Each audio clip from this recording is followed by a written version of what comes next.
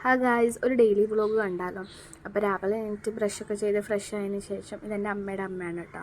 അപ്പോൾ കണ്ണിൽ മരുന്നൊക്കെ ഒഴിച്ചിട്ടിരിക്കണതാണ്. ഞാനപ്പോൾ എണീറ്റ് വന്നപ്പോഴേക്കും രാവിലെ ബ്രേക്ക്ഫാസ്റ്റിനെല്ലാം റെഡി ആയിട്ടുണ്ടായിരുന്നു. അപ്പോൾ ഇന്നത്തെ രാവിലത്തെ ബ്രേക്ക്ഫാസ്റ്റ് എന്ന് പറയാനായിട്ട് പുട്ടും അതുപോലെ തന്നെ കടലക്കറി ആയിരുന്നു. പിന്നെ കട്ടൻ ചായ ഉണ്ടായിരുന്നു. പിന്നെ കഴിച്ചു കുറച്ച് നേരം കഴിഞ്ഞപ്പോഴാണ് പപ്പടം ഉണ്ടെന്ന് മനസ്സിലായത്. പിന്നെ പപ്പടവും കൂടെ എടുത്തിട്ട് ഞാൻ കഴിച്ചെല്ലാം കഴിഞ്ഞ് കഴിഞ്ഞപ്പോഴേക്കും പഴം ഇരിക്കുന്നുണ്ടായിരുന്നു, ഏത്തപ്പഴം. അപ്പം എന്നാൽ പിന്നെ ഒരു ഏത്തപ്പഴം കൂടെ കഴിക്കാമെന്ന് ഓർത്ത് അതും കഴിച്ചിട്ട് പിന്നെ ഇന്ന് രാവിലെ തന്നെ കുളിക്കാമെന്ന് ഓർത്തു. അത് കാരണം ഞാൻ നഖമൊക്കെ ഒന്ന് വെട്ടി അതിന് ശേഷം മുടിയിൽ എണ്ണയൊക്കെ തേച്ചിട്ട് ഞാൻ പെട്ടെന്ന് പോയി കുളിച്ചിട്ടൊക്കെ വന്നു.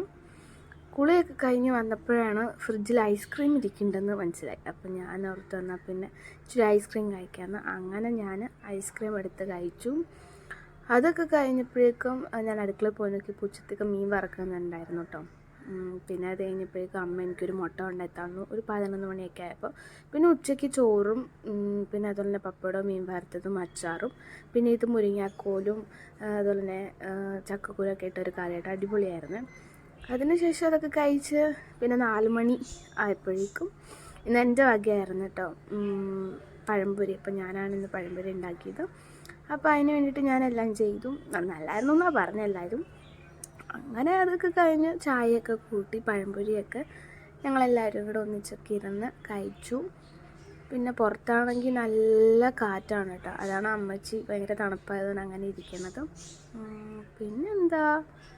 പിന്നെ അതിന് ശേഷം പ്രത്യേകിച്ചൊന്നുമില്ല. രാത്രിയിലും കൂടെ ഫുഡ് കഴിച്ചിട്ട് നമ്മൾ കിടന്നു. അപ്പോൾ ഇത്രേ ഉള്ളൂ. രാത്രിയിൽ ഇത് തന്നെയായിരുന്നു കേട്ടോ. പിന്നെ നണ്ടുണ്ടായിരുന്നു, ഞാനതിൽ ഉച്ചയ്ക്ക് എടുക്കാത്തതുകൊണ്ട് ഇപ്പോൾ എടുത്തു. അപ്പോൾ ഇത്രേ ഉള്ളൂ. ഇഷ്ടപ്പെട്ട ലൈക്ക്